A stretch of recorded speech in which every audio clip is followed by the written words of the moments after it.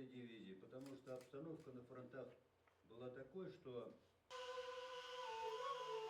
Является участником данного мероприятия. Когда я сидел, смотрел вещи отца, нашел тетрадь с адресами ветеранов. И у меня опять возникли, так сказать, ассоциации, я вспомнил, и появилась мысль найти вот этих людей. Кому-то я звонил, кому-то писал, потом мы встретились с Ватаем Ахмедовичем. И у нас потом нашли Халяфа Алиевича, у него отец тоже воевал в этой дивизии. И потом где-то в 2012 году мы решили, значит, обратиться ко всем бывшим воинам, кто воевал, участникам войны, чтобы они откликнулись. К сожалению, откликнулся только вот, говорили уже Яфар Гумерич, он это единственный живой остался. Боеприпасы были. Откуда они взялись?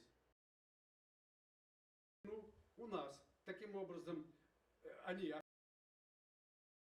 Уважаемый ветеран Никафар Гумерович, в этом году действительно ятып калган солдаттарды искә алып, әле сафта булган ветерандарды хөрмәт итеп, улар алдында баш иябез. В этот юбилейный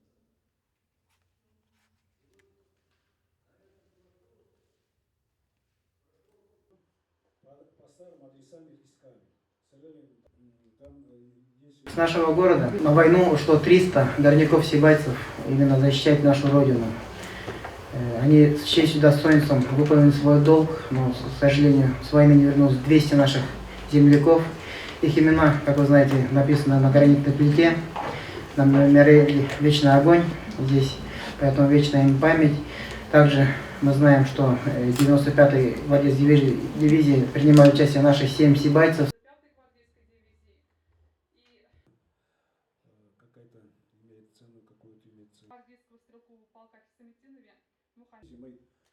Об оставшихся мы будем писать.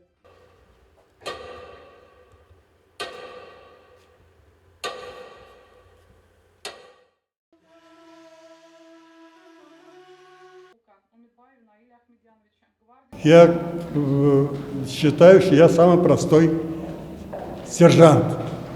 И прошел войну не так долгое, но я, как после войны, вложил много труда на развитие вот только Сибая. Живу я в Сибае 60 лет, вообще за 70 лет, но отклонениями 60 лет Сибая. Труд весь вложен в развитие Сибая.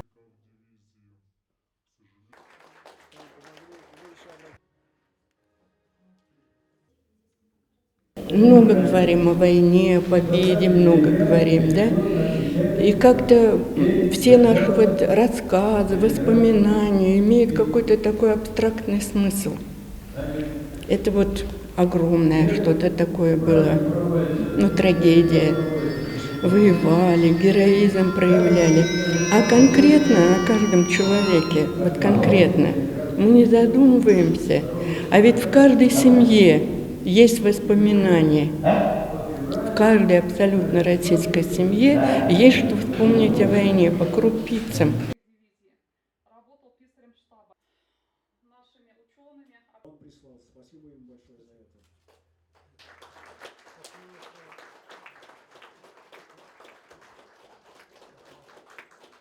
это.